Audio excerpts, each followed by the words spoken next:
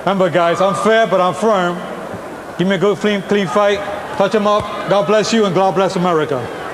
After a guy has been boxing with someone, say for 2 years, how long they've boxed, if he was really having the better of Vargas, I would say he would not have been around. Overcome. He's been in the ring so often with Vargas where his job was actually played a role of as an employee. And it's very difficult for a guy to get out of that.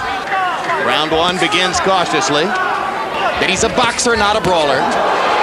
Many of his critics say, let's wait and see. Against Quartey. And in his other great performance against Yori boy Campas. And much more of a crispier punch, but... Well, what we didn't know is that it could happen to him. Big shortcoming is that well, he's already landed 2 or 3 very clean punches. Set himself to be a puncher. Taller, Vargas on paper has the longer reach. Flores with a straight left hand, and now chopping overhand right. He's able to land against Fernando early. I didn't see a single landed body punch in the first round from Vargas. Flores is a little bit slow sometimes, and he leaves himself open after he punches, and he's set himself to counterpunch. More and boxing more where he can relax Flores, but every punch that he's fighting is a power punch.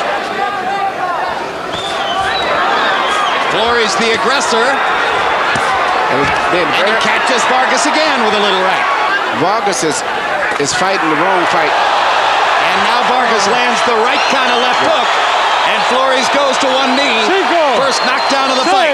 On him and caught the left hook. He's not as coordinated as Fernando is, but still, Fernando is fighting a fight that is still dangerous for him because he's got so much talent, much more crispier movements.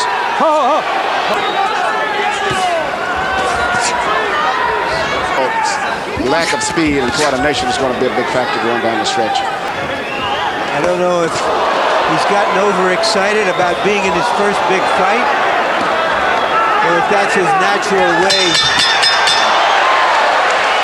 Shibata Flores, with his awkward style, has been effective, but that one punch cost him a 10-8 round. And you can see as he went down, he was trying to regain his balance to prevent going down. But with one crisp left hook counter, perhaps seizing the early scoring advantage.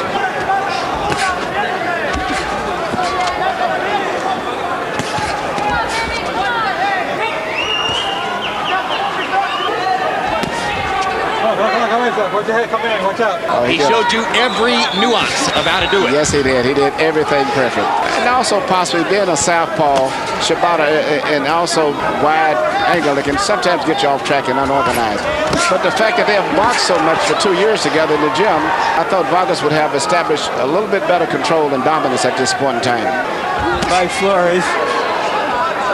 I think one of the problems that Vargas has is that Flores isn't being as consistently aggressive as he normally is because as Vargas is. Great point, Larry, because in Vargas's best performances against Quartey and Campas, he was fighting relentless, come-forward, aggressive fighters who walks to him every time. Flores is changing it up a little.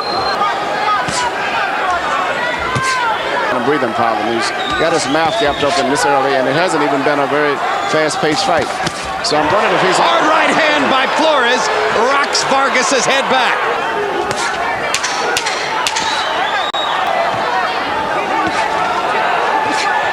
Engage him in exchanges, because if he makes Flores punch very rapidly, short punches, and also his balance is much better. He should go right to him and keep shooting short punches, where he's much better coordinated than Flores is.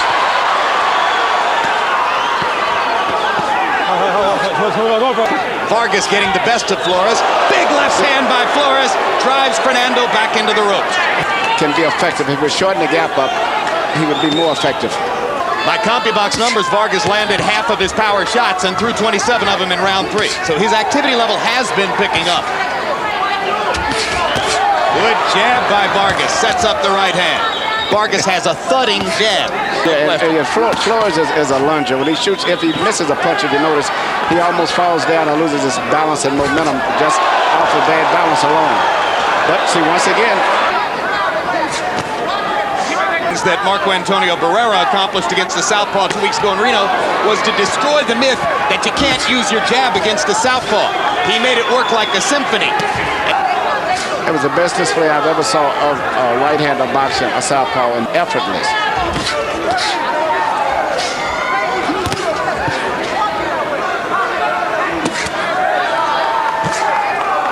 Fernando Vargas seems on the verge of finding a formula that might allow him to bust Shibata up. That's the way he should continue to fight him at this distance right here. Because Flores is not that coordinated. He's going to look very awkward trying to punch. Look for another way of fighting against Fernando. See a guy, Fernando started slow, but since then, for the punching power, and I think the judges see that, go and makes up for it with punching power. I have it 2 rounds apiece because of the knockdown. And Vargas now is fighting a much closer distance fight and being more effective at that.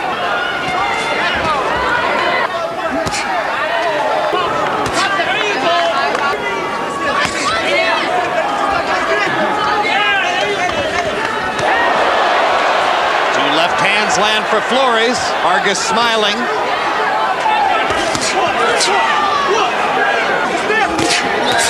Straight right hand to the body and a big left hook upstairs by Vargas in that exchange.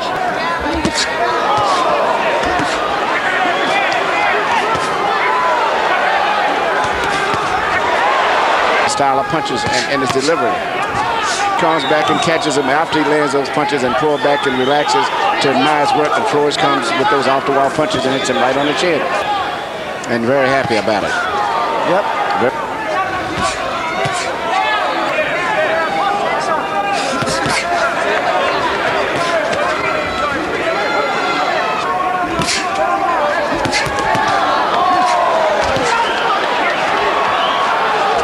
Good body and head punch by Vargas. The best combination of the fight. Stay right there, right where he is, right there. Absolutely right. Right there. He's by far the stronger fighter. Why not just go in and muscle him? You cannot stop punching in front of this guy, because it seems like he'll punch and he'll relax. And Shibata showing his will.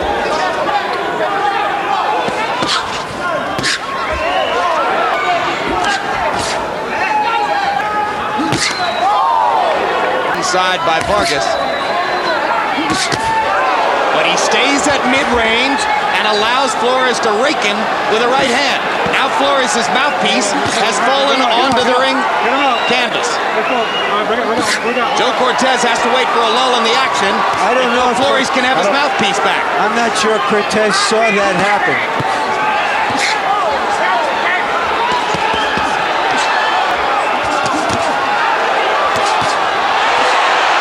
And this is where Vargas needs to stay. He's a pretty decent in-fighter. He's an excellent body puncher. He's the stronger fighter. He should be right there, Emmanuel. And better coordinated. But I think a lot of those right hands that we think that he's landing, I don't think he has successfully landed that much. And Fernando, I think, is well aware that Shibata has no mouthpiece. Vargas, we came to know before his fight with Trinidad in this round. Yes, but he's having problems landing solid blows with Flores. And the way it looks, I think it's a good chance at this fight. 59-54, ferocious Fernando Vargas. Shibata Flores, his eye closing up. I mean, he's just taking the hardest shots. Flores' right eye has a mouse under and an abrasion above. Tired, but he's having a problem holding that mouthpiece in his mouth, and I think that's going to be a big problem too going down the stretch. Because a lot more as the fight progresses. How much worse is it to take a punch when your mouthpiece is out? Sometimes you actually can just end up getting your teeth knocked out. The first round, July 4th, 1919. His head. Well, they say that. Yeah, plaster Paris. Even with a mouthpiece in, you can do that.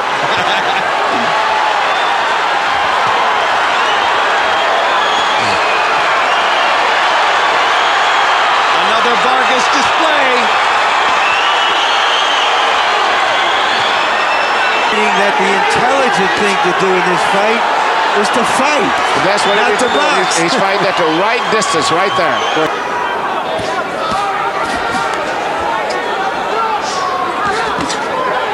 Oh, hard body shot by Vargas there.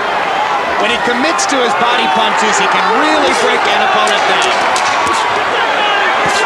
Good left hook by Vargas. Target practice. We ain't going 12 rounds. looked like friendship right there. Oh, no. Hasn't looked like friendship the last couple of rounds. Joe Quartey stops the fight. Shibata Flores taken apart in these past 2 rounds by Fernando Vargas. Here's the finish, Emmanuel. And that straight right hand to the body set everything up. Yes, because he was having problems landing clean punches to the head. So then he goes inside, backs Flores into the corner, and this is what prompted Quartey eventually to figure that Shibata had had enough.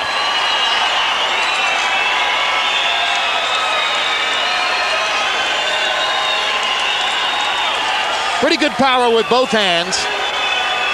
And once again, champion, now the 2-time junior middleweight champion of the world, ferocious Fernando